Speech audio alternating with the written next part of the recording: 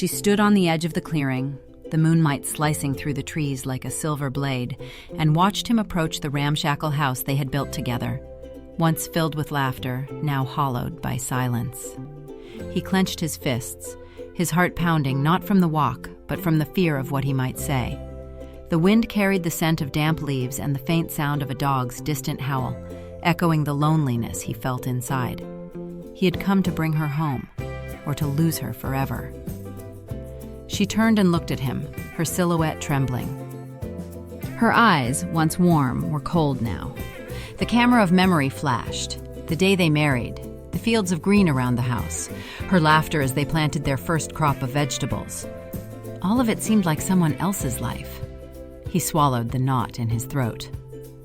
"We need to talk," he said quietly, though the wind carried his words like thunder across the clearing.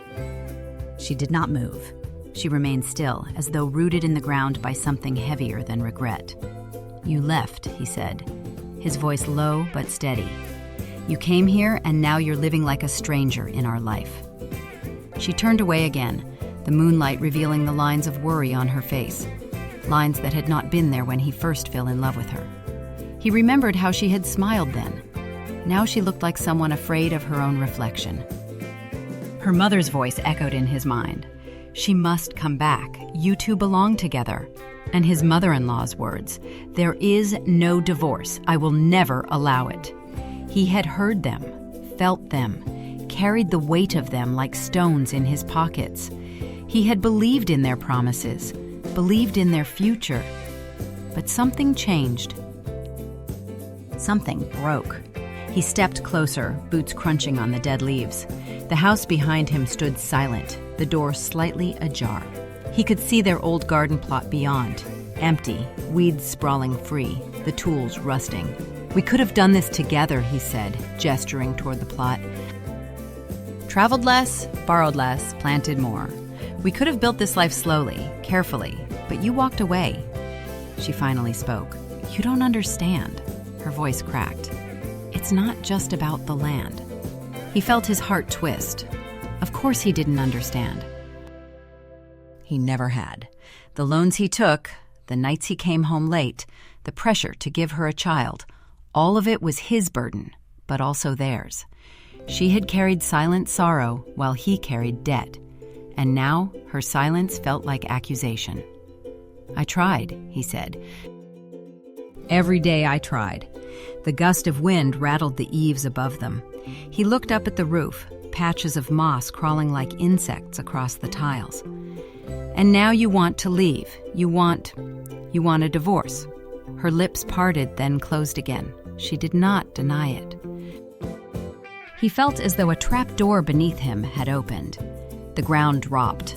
All the air drained away. She took a step back toward the door.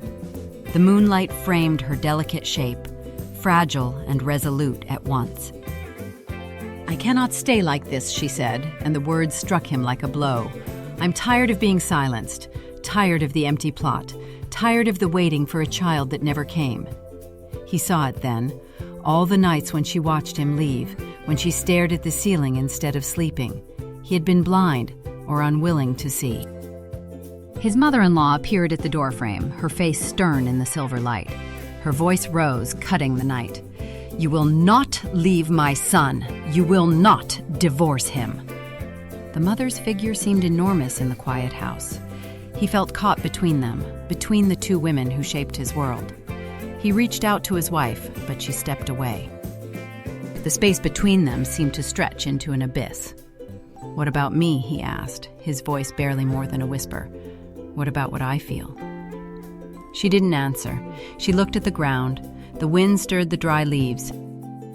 A bird cried in the darkness. The mother-in-law's stare hardened.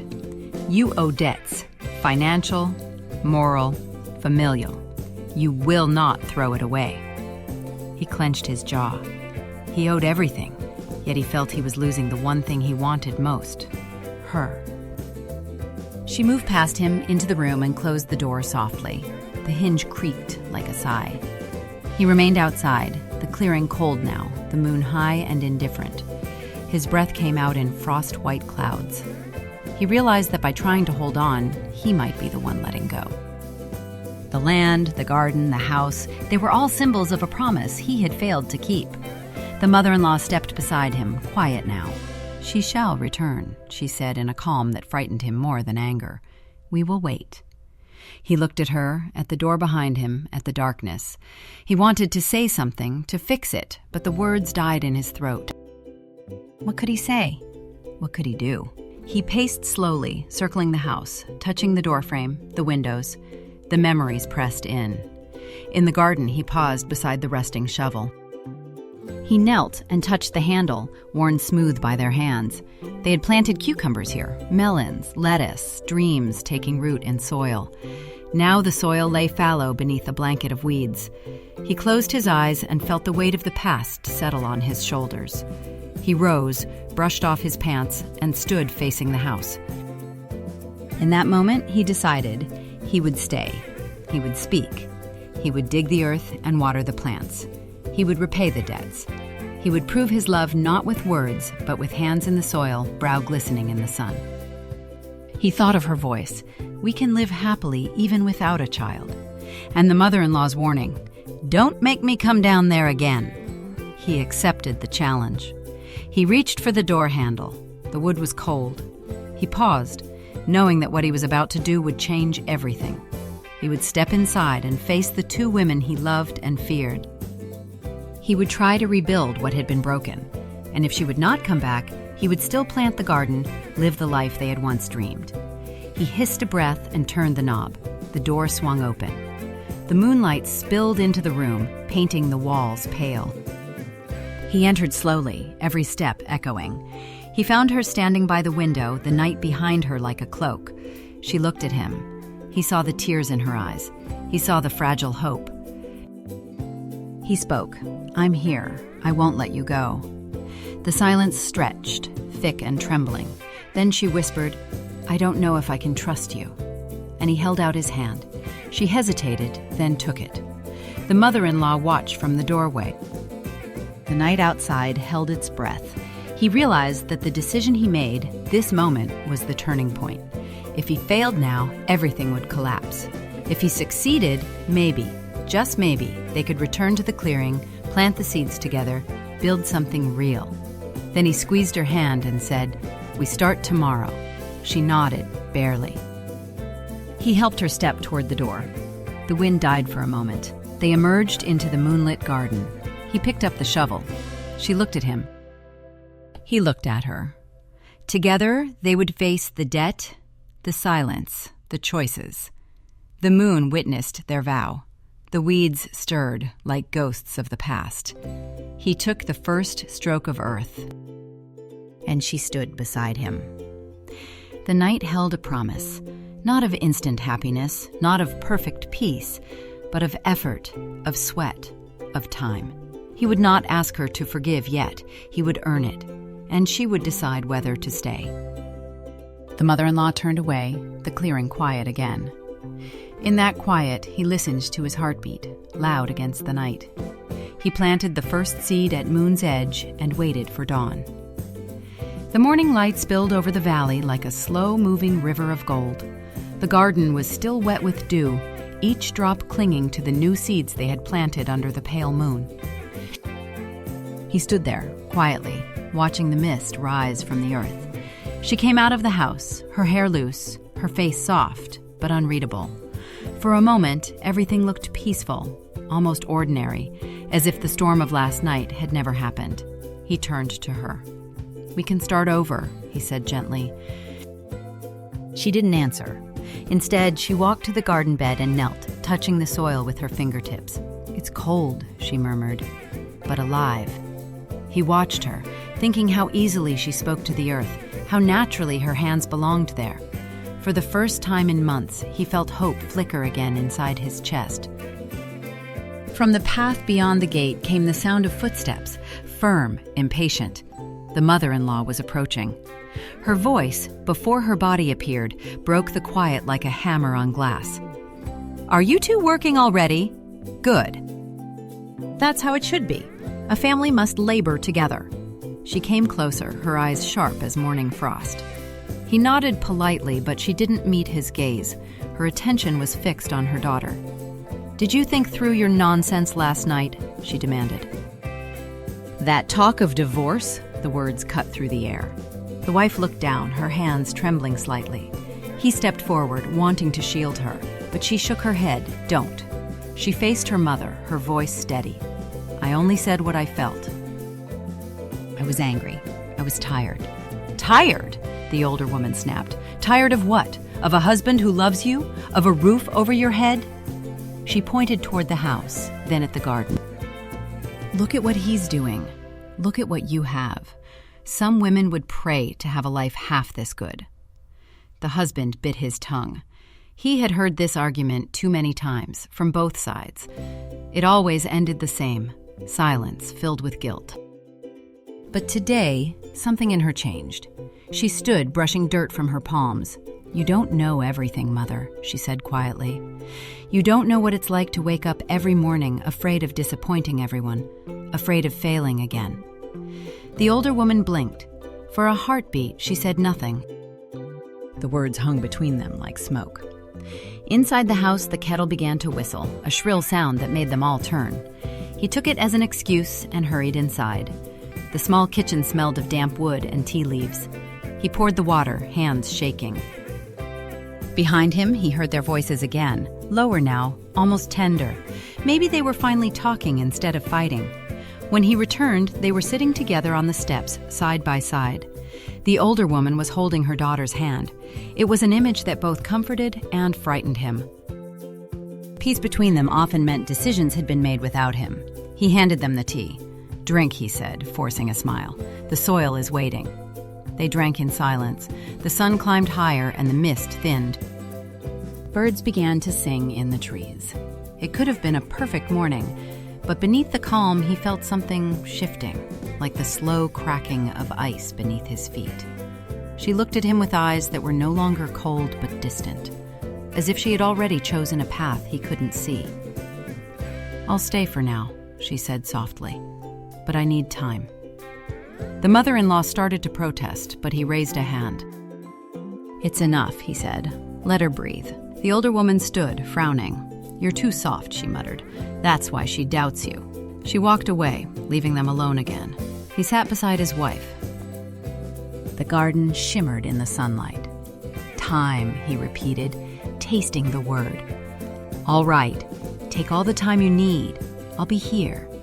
She nodded, her eyes glistening.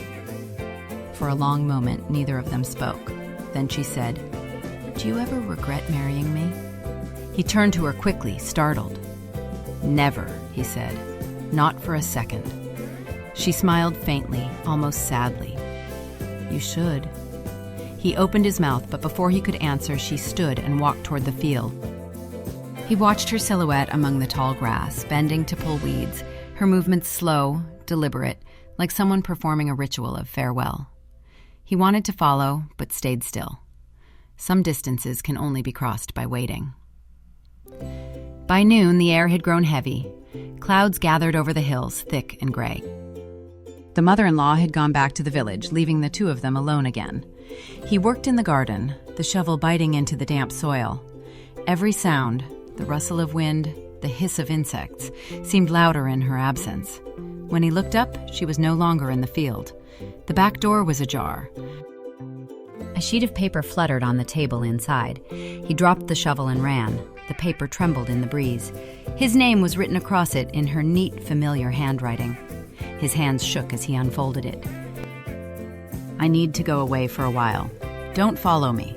This isn't goodbye, just time to think." He read the words again and again until they blurred. His knees went weak.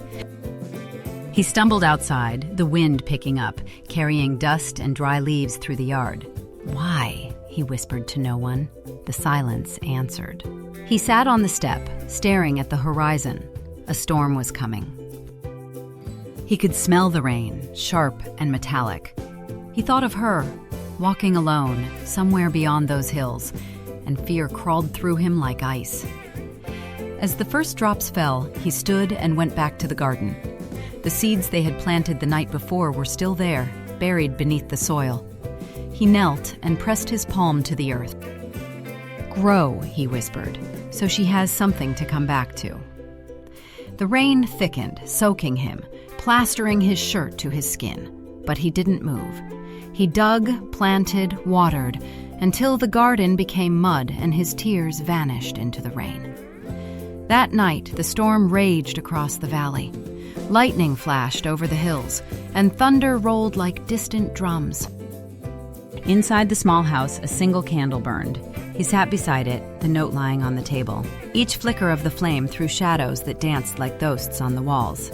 He thought about her words, about the years they had shared, the deaths, the silence, the laughter that had once filled this place. He didn't know where she was. He only knew he would wait. Outside, the rain softened into a whisper. The garden, dark and glistening, drank every drop. Somewhere in that darkness, hope was buried too. Quiet, fragile, but alive. He closed his eyes and listened to the storm's fading breath. Tomorrow he would wake, and he would keep planting. The storm had passed, leaving the world washed and glimmering. The garden smelled of wet earth and rebirth. He rose early, the dawn soft and gray, his hands still caked with mud from the night before. The note lay folded in his pocket, its creases worn from being read too many times. He walked to the field and checked each row. Tiny sprouts were pushing through the soil, fragile yet defiant. "She'll come back," he whispered. "She has to." Days turned into weeks. The sun returned, the garden grew, and the loneliness settled like a quiet companion beside him. Every morning, he cooked tea for two, setting one cup untouched on the table. Every night, he stepped outside to look toward the road, hoping to see her silhouette walking through the dusk.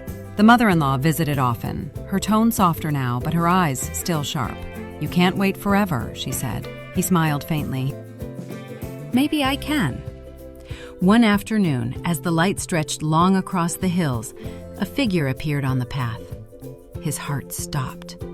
She walked slowly, carrying a small bag, her clothes dusted from travel. The wind lifted her hair. She looked older, wearier, but beautiful in a way he had never seen before. He didn't move at first, afraid the vision might vanish. Then she smiled, a tired, hesitant smile, and his feet carried him forward before his mind could catch up. When he reached her, they stood face to face, silence thick between them. The only sound was the whisper of the grass around their legs. "You came back," he said, breathless. "I told you I would," she answered softly. "I just needed to remember why I left."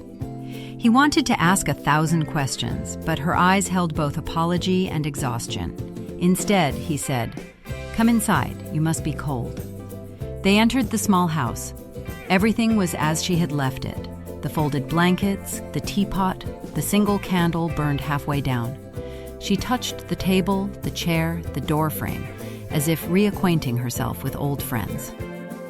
He watched silently, afraid that any wrong word might send her fleeing again. Finally, she turned to him.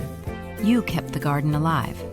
"For us," he said simply. She looked out the window. The garden shimmered under the afternoon light, rows of green stretching like veins of hope through the dark soil. "It's beautiful," she whispered. He stepped closer, his voice low. "It's waiting for you." She hesitated, then nodded. "Then let's tend it together." The words were small, but they carried the weight of forgiveness. As evening fell, the mother-in-law arrived. The sight of her daughter standing beside her husband froze her in place. "You're back," she said, half relieved, half accusing. The daughter bowed her head. "Yes, mother." The older woman's eyes softened. "Good. You've done the right thing."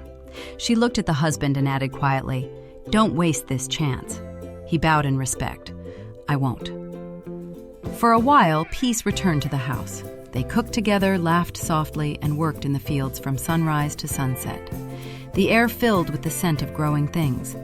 But underneath the calm, something fragile trembled. Unspoken fears, old wounds not yet healed. One night, as they sat outside watching the fireflies, she broke the silence. "Do you ever think about the child we never had?" He turned, startled. "Every day," he admitted. Her eyes glistened. "I used to think our love was only real if it gave us a child. I was wrong." He reached for her hand. "We gave life to this land," he said. "To each other." She smiled through tears. "Then promise me something. Promise me that even if the crops fail, even if we lose everything, you'll never let silence grow between us again."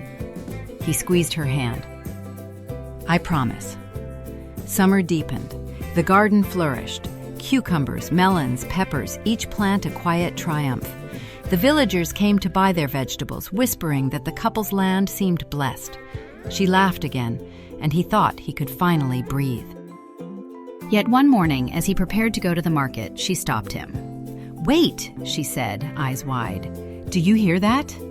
A low rumble came from beyond the hills. Thunder again, but too soon for rain. By noon, the sky darkened. Winds tore through the valley, ripping leaves from the trees. The storm came suddenly, violent and merciless. They rushed outside, trying to cover the plants, to save what they could. The wind howled like a living thing. The mother-in-law shouted from the porch, "Leave it! Save yourselves!" But they didn't stop. A wooden beam snapped, striking the ground beside them. He grabbed her arm, pulling her close, as the storm swallowed the garden in chaos. When it finally ended, the valley lay in ruin. The garden was flattened, the soil scarred. They stood amid the wreckage, soaked and trembling. She looked at the shattered rose and then at him.